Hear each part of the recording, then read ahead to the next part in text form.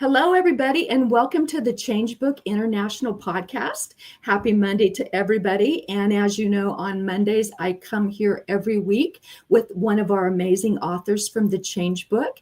And today is no different. And I cannot wait to interview this lovely lady because I read her bio. And I have to tell you, not only is it interesting, but she's got some methods to help you heal if you need that are going to blow you away. So welcome, Jessa Packard. How are you?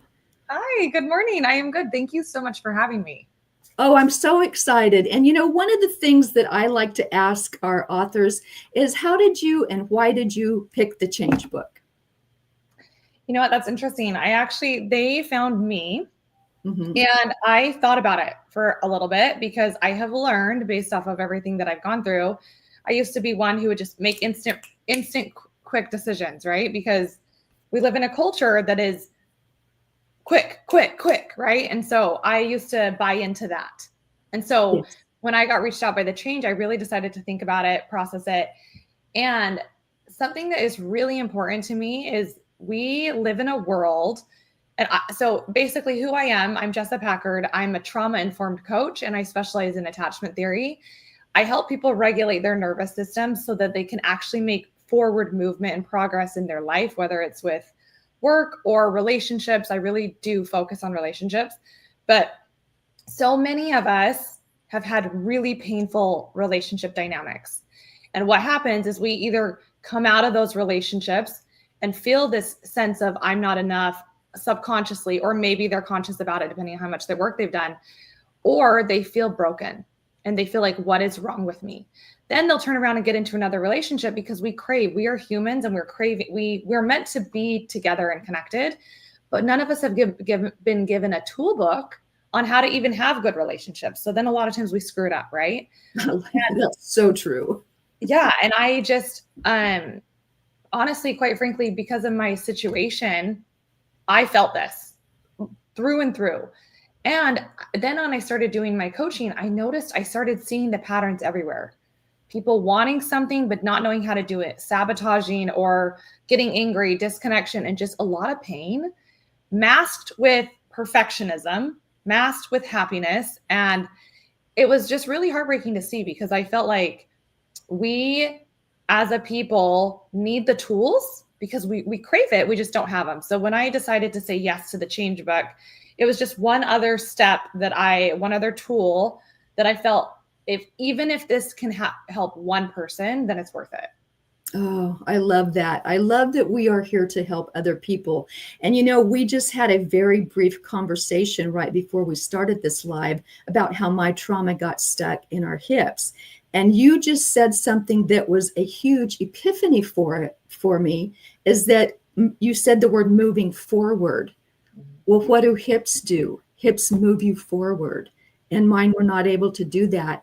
Can you explain how trauma and dis-ease can affect certain parts of your body? Absolutely. And this is very interesting, very, very interesting, because the more I got trained as a trauma-informed coach about 3.5 years ago, and it was like light bulbs for me. And the more that I've gone into even attachment styles, because I really specialize now into like the attachment style, and it's fascinating because it all starts as childhood. And I feel like there's this big movement of, oh, our parents caused this. And now there's another movement of like, oh my gosh, we're not victims. Stop blaming our parents, right? Now, I have a couple things to say on this. It is really important to recognize our childhoods are the reason why we have done what we do. Point blank. Was it our parents' fault? Yeah, it kind of was. Were they doing the best that they could? I do believe that they were. Every single person is, even the really toxic, abusive parents. That was what they knew and that's what they repeated, right? So as a child, I'm going to talk a little bit about attachment styles and then go into your question because it all applies. Perfect. So there's 4 different attachment styles. There's 3 of them are called insecure and then 1 that's called secure. So secure attachment style or secure.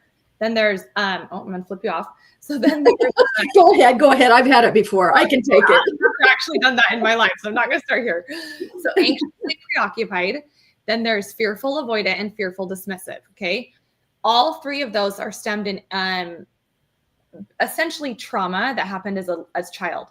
The most shocking part about it is a lot of us don't know we experience trauma because there's big T trauma and little T trauma. Big T trauma could be abandonment, sexual abuse.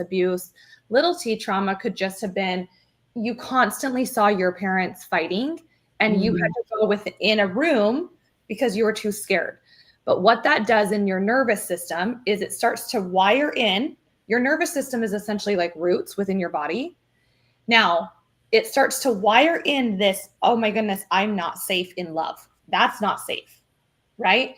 So this trauma and this nervous system that starts to happen like within your hips started wiring itself in at a young age. Wow. Now, as you get older, you start to recreate those habits. And that could be like, let's say you were an anxious, I'm just going to throw one out there. That's an easy one. So then when you get into a relationship, you're going to be somebody who's testing love. You might be somebody who constantly is trying to be better. You're over apologizing, taking so much on, right? That this is just one of the attachment styles. But all of that is continually rewiring, but it's a trauma response and it's actually putting a lot of stress on your body. So a lot of times with the insecure attachment styles of the three, they often get diagnosed with ADHD, OCD, PTSD, CPTSD. They have gut issues, severe gut issues. They are sick all of the time, skin issues. And I hear all these things that are happening and I'm like, trauma, like if we can go back and we can start to heal that. But then because we don't, the stress on our body just continues to build and build and build. And I have seen so for example, the hip issues, it's like your body was in a nervous system. How I explain it is like a light. So we have the green light, which is go, which means happy, playful, fun. We can connect. Then there's yellow, which is slow down. Right? Like it's a yellow. We don't speed through it, even though some of us do. We're supposed to slow down, but that's exactly how we operate in our bodies. We're like, oh, we're getting anxious. Let's just go head in, right? And when reality, it's like slow down. And rather than taking the time to take care of ourselves, a lot of times we speed up and then we'll get into a car crash, essentially. We hit these things and we're like, what happened? Even though our bodies knew. Yes. And then red is where we have like super bad sickness. We get depression, we get anxiety, like severe anxiety, panic attacks. So I love that you actually recognize that your body was like, I literally cannot move forward and I'm going to force you to stop. Yes. Yeah. Your hips are exactly. Yeah. So that was a very long-winded, I'm kind of I got to give the background. But you know what, it makes such perfect sense. And even when you talk about things starting in youth, it's what's interesting to me is I moved out to South Carolina to help with my father because he's much older now. But what I would find, I moved out at 17 because it was not, for me, not a good household. No abuse, anything like that. But when I would drive from my home near Myrtle Beach to his home near Charleston, in that 2.5 hours, I would have so much stress in my gut. And by the time I got there, I could barely walk up the stairs. There you go. See, you could barely walk. There was your hips. Right there. I know. And it blows my mind that you're telling me about this stuff because people that, oh, this can't be real. This can't be real. It is so real, isn't it?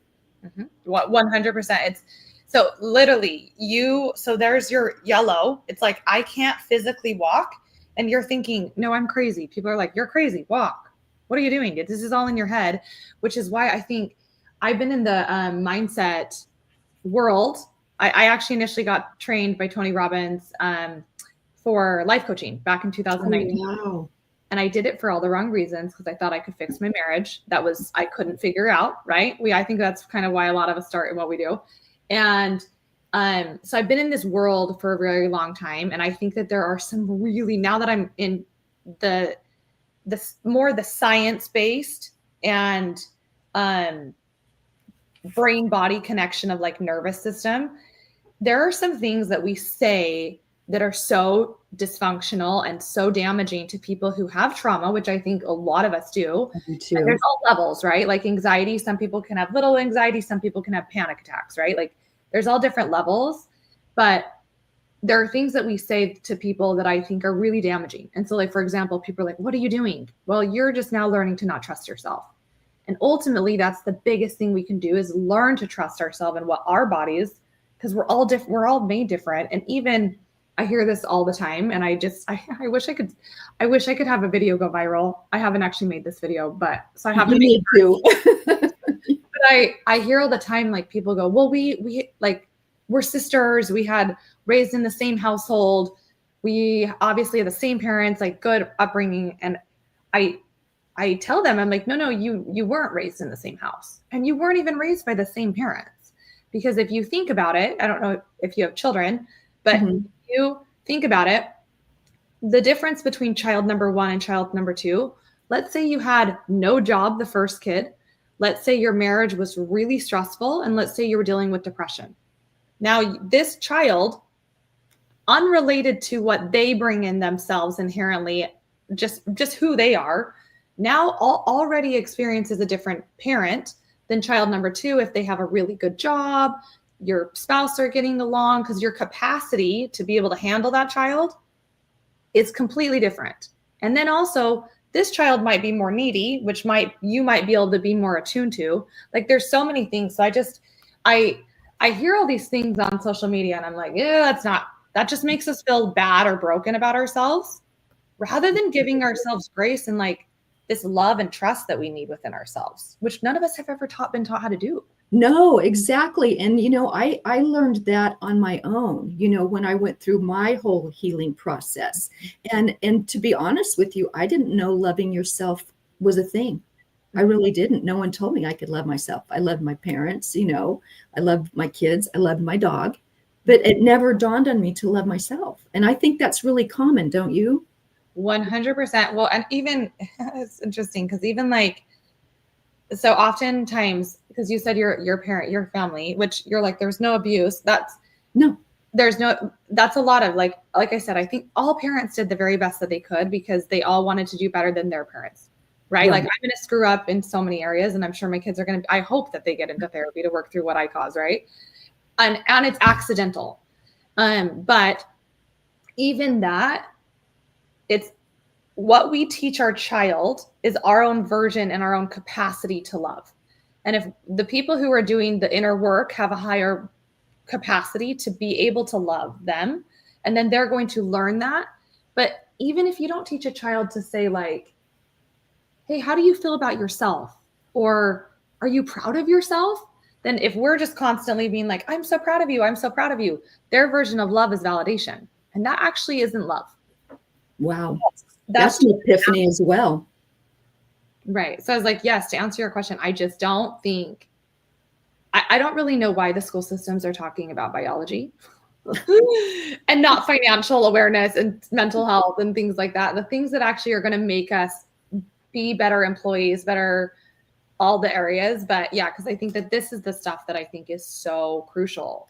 Yeah, I do too. And, I saw in your bio, you talk about existing in survival mode. Could you expound on that a little bit? Yeah. So it goes back to the nervous system stuff. And you'll notice where you're at the most, I want to highlight, in romantic relationships. So when you're single, you are going to be able to get out of these kind of dynamics easier because you only have your own energy to work with, right? You can you can create your own safe places, like your house. You can kind of pick who you're around. When you're in a romantic relationship, it's going to bring up and highlight all of this more so, which is a beautiful thing because it actually gives you the ability to work through. Oh, you're good. I was like, to give you the ability to work through all the things that come up, right? And that's going to give you growth. But so often we who have the insecure attachment styles, I say we because I'm somebody who I've done my work and I am currently working on becoming an earned secure, but I understand this stuff because of my own stuff, right? But when we have childhoods like this, our body goes into trauma. There's 4 different types of trauma. There's fight, which is like attacking you. You're going to be critical. You're going to be yelling, screaming. There's going to be flight. Those are the people who withdraw. They're going to run away, shut down emotionally. And there's going to be freeze. Those are going to be the people who literally don't do anything. And they're just going to be like, they don't even know what to do, right? Mm-hmm. They're often withdraw. And then fawn. Fawn are going to be whatever they need to be. So if my mom is mad, I'm going to be perfect. Or if I need to be louder, I will. Or if I'm going to be quiet, they're going to really adapt and shrink and morph into whatever they need to be loved, right? So these trauma responses we go through these emotional loops. So something happens, somebody talks to us in a tone. Our initial thing is, whoa, that was weird. Now, if we're an insecure attachment style, what we instantly go to is defensiveness, depending on which attachment style you are. Defensiveness, I'm not enough. Oh my gosh, I'm going to get in trouble, right? Secure attachments can recognize like, oh, this has nothing to do with me. You know what? I'm just going to honor myself and I'm going to communicate, hey, that was hurtful. So they are able to get out of it, right? And they can complete a loop because they saw how to do this. The people who didn't, who had the trauma, like the little T traumas in their relationship growing up, they go from here and then they go into a trauma response. So fight, flight, freeze, fawn, and they go down and then they get stuck. Now, when they get stuck here, that's wiring that continues to go, like to get stronger and activated. It can be changed, but just to recognize that's there. So now your body is under a high level of stress. It doesn't matter which response you're in, which now you're in your version of survival mode. So some people's survival mode is constantly fighting. Some people's survival is shutting down, right? And then it manifests in ways like sickness, depression, anxiety, things like that. And then we continue to just push through it. And again, we don't even know that we're dysregulated because we don't know how. We've never been given the tools, nor do we even know that we're in there. And after a while, you just exist because that's who you think you are. Is that correct? Yes. Because I was just on autopilot for many years and looking back, and since I've got you on here, I'm going to utilize your wisdom. Yes. One of the things after my healing, I looked back and I realized I picked the same type of man every single time. He was, a liar, a cheater, and addicted to something.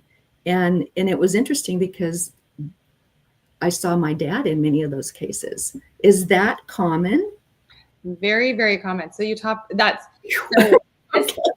is another thing. So statistics for divorce is like 50 to 60%. Super high, super high, which to me is so sad. Because none of us want to go into a marriage and have it end in a painful divorce, right? Right. Even if it's a pretty amicable one, it's still painful. You're splitting up lives, your kids, whatever. Then the statistics of a second marriage not working is like, don't quote me on this. I should have looked up the statistic before, but it's like 68 or something. Of not working? Not working. Okay. Well, then I'm doing the right thing by not swiping on pictures. I have no. But yes, it's going to be a combined thing. This is literally what I help people. The best thing you can do is learn how to yourself become an earned secure. Mm-hmm. Because once you get there, those behaviors that you've been attracted to will literally repulse you. I like that. Because you're not going to be drawn to it because you are grounded and secure within yourself. So those things don't replicate something that you knew and felt comfortable. Right? But the statistics of a third marriage ending is like 75%. Wow, that's crazy. I had no idea. I guess we all think, well, we've learned our lessons. No, this is the key. This is what's so interesting. I tell people all the time, I said, if you do not do the work, you will end up with the same partner, different body face. Oh, wow. And I've been working on myself since this happened and seeing myself in a different way. Mm-hmm. And I'm just curious, you have something called the Thrive method. Mm-hmm. Does that have anything to do with that? Learning who you are? Yep. So it's my coaching program, and it's essentially the tools that I have done to rewire myself from. I have in the past been a fearful avoidant, leaning anxious. So fearful avoidants are really fun. They're actually a combo of anxious and avoidant. You get a little both. Okay.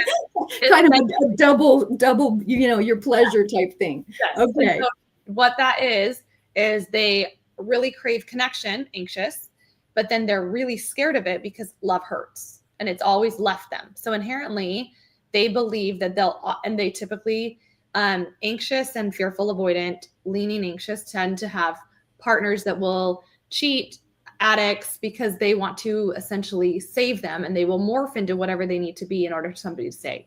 So we'll give everything to our relationship and then be devastated, feeling like we're not enough because they didn't pick us back. Right.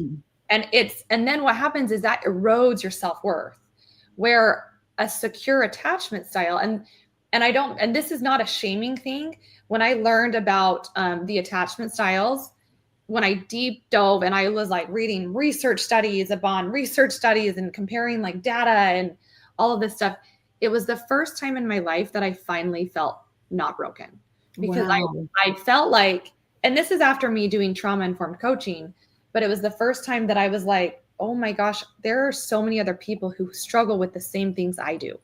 This is not me not trying. This is not me just a characteristic flaw. This is a attachment wound that is so deeply ingrained in there. And I have not known the signs to look for who are safe or not. Right. So to answer your question about you've chosen the same because you said you've chosen the same partners, right? Yes. Literally, I go back to high school and can just the whole way through. And so I knew that it was me pulling them in, whatever's going on with me, that I'm attracted to that. So I knew I had to work on myself. But I think that's common, don't you? It's so common because the most common, it's like a magnetic pull, are between the anxious and the avoidant. They are literally pulled together like magnets because they re-hit each other's subconscious beliefs. So it's very interesting. So the anxious feel like somebody's going to leave, so they choose people that are going to leave them to recreate their own stories. The avoidants feel like they're going to get smothered because they don't want to lose their freedom, and they don't want a lot of emotions, because that's a lot, but they're drawn to it because they do not have the ability or capacity. They do have the ability. They don't have the built-in capacity, so that has to be created to have that depth on their own. So they're drawn to the vulnerability of the anxious. So they're like, they come together, and then guess what happens? They start to pull away. They get anxious. They get smothered. They do things, right? So it's like this crazy, and it truly is. It's like, but this isn't just something that is just said. It's like I said, since 1960s, they've studied this in people, and this is behavioral, neurological things that happen. So I hope I share this because anybody else who's listening, who's just felt like, what the heck, what is my problem? Right. I keep doing this. Because you start to feel like something's wrong with you. Like, can I really not get it together? Like, can I really not? And then you don't trust yourself because you're like, I can't choose partners, so I'm just going to stay single. Right? Yeah. Yes. Yeah. I was like, right. And I was like, but the thing is we're meant to be together, and love is meant to be good. But this is another disservice I think that we hear all the time is people always say, well, if it's the right one, it would be easy. Oh. And I'm like, no, it would not. Like, what is easy? Is working out easy? No, it's not. Right. Like, and so the reason why you've attracted those, point blank, and this is a hard reality to admit to ourselves, is we just have not had the self-worth, and we haven't had the self-trust to know that if these behaviors show up, we're just going to say, thank you for your time, but this just doesn't work for me. It doesn't honor me. And I'm going to leave, because we feel like if they leave, then it means something about us. Right. I love that. Where were you when I started my divorce? You know, and where was I when I started my divorce? It's crazy, but you know, I kept going to all these groups of women that were getting divorced, but it was just incessant chatter. And I'm like, this is not helping me. This is, you know, hurting me more than it's helping me. And so yeah. I want to hurry and say something about that, because that I'm so glad that you were aware about that.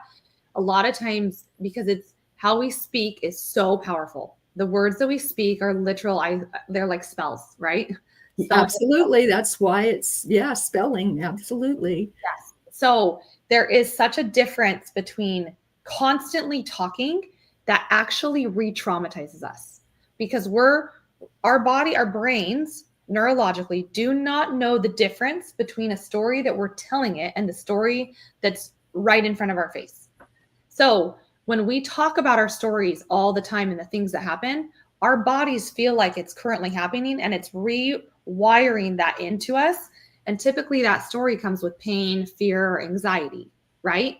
Betrayal, lack of trust. So now what's firing in you is, I can't trust, I'm scared. So now, rather than being in this grounded, loving, secure place, so I love that you're like, this isn't working. These groups aren't working because they were just re-traumatizing. Oh, exactly. And you know what I discovered that was missing after going through so many modalities, learning them to heal myself. And I wonder if you talk about this. I was missing forgiveness in my life. Mm-hmm. I was missing forgiveness for me. Mm-hmm. Yeah. And that's really common, because I think forgiveness is, and see, don't quote me on this, I actually haven't studied this, which I'm going to write this down. This is interesting to me. But my version of forgiveness is just learning how to give grace. Oh, that's so important. Because again, I think we live in a world, especially with certain types of parents, we had to be perfect. So securely attached parents typically raise securely attached children, because securely attached parents, they will, hey, this is hurtful, but then they always teach you how to repair. They let you know the emotion of what's happening to them. They don't dive in and vomit it all over you. So it's not like, whoa, right? Because it's just emotion that's outside of them. And then they teach you how to repair all of that. The people who didn't have that, it's like they were criticized, so they had to be perfect.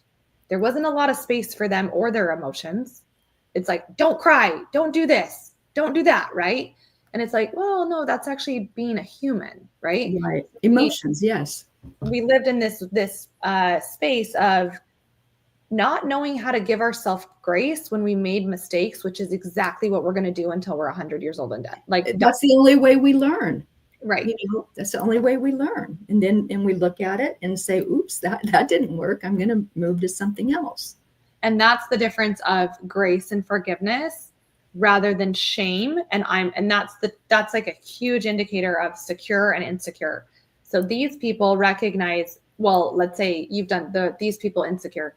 These people, they make a mistake and it becomes a part of them that they feel like they're bad. They're wrong. They shouldn't have done that because they're inherently broken or bad or horrible people, right? And it could be something so small like you hurt a friend's feelings. These people recognize the feelings outside of themselves and they might carry guilt. So then they'll work to repair. But they don't make it, it's not something that they inherently think about themselves. They still think that they're wonderful. They just made a mistake. These people feel like the mistake is them. Ooh, that's brutal, isn't it? Mm-hmm. That's really brutal. You know what, Jessa, we are almost out of time and I can't believe it because I could talk to you for hours. Yeah, that went fast. Oh my gosh. But before we are off here, could you leave our audience with some type of nugget that would be so important for everything that we've been talking about? Yeah, man, there's so many.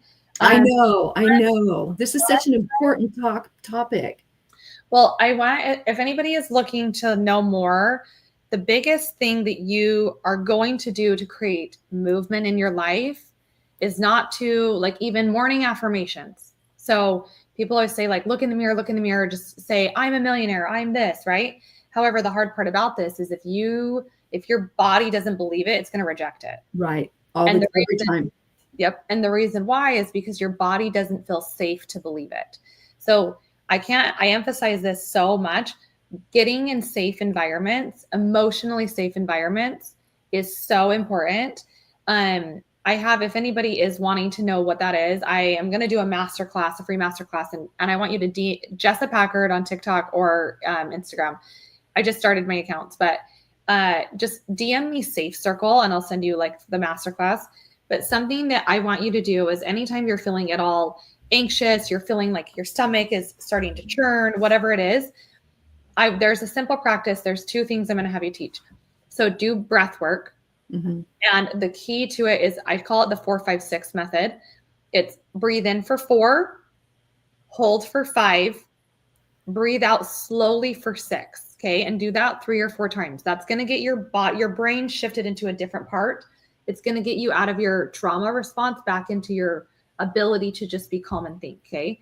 Then if you're still struggling after you've taken some deep breaths, I call it the 5, 4, 3, 2, 1 method. And it gets you back in your body. And what you do is I just scan the room. And you look for 5 things that you can see. Okay. After you have 5 things, then for 4, what 4 things can you hear? Then what 3 things can you feel? So focus on body parts like, oh, I can feel my hair on my face. Then 2, is there something I can smell and can I taste? Or you could just do 2 things I can smell. And then 1 thing is, what am I grateful for? And these 2 things will instantly switch you back into your body, which will bring safety and calmness rather than in that spinning. Wow, that's huge. I've never heard of the last one.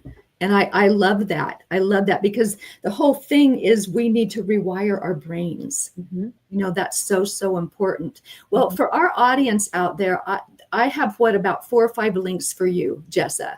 And I would advise anyone, because I am fascinated right now. I mean, I'm like a total fan.